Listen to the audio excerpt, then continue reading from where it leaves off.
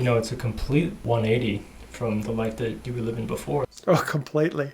Yeah. How was that first year? Well, let me talk about officer training school a little first, because that was part of the first year. So that's a 13-week course instead of 4 years. It's 13 weeks.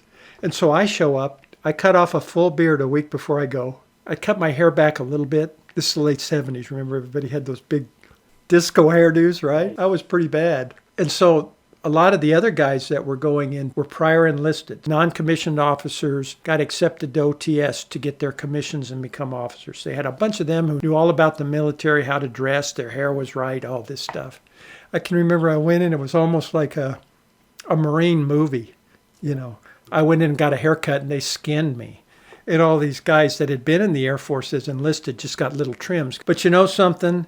I was kind of made for it. I don't know quite how to use the right word, but I started out the first 13 weeks and I didn't have a clue. Not the first clue. Difference between an officer and enlisted. By the time I finished, I was a distinguished graduate. Hey. Top 10%.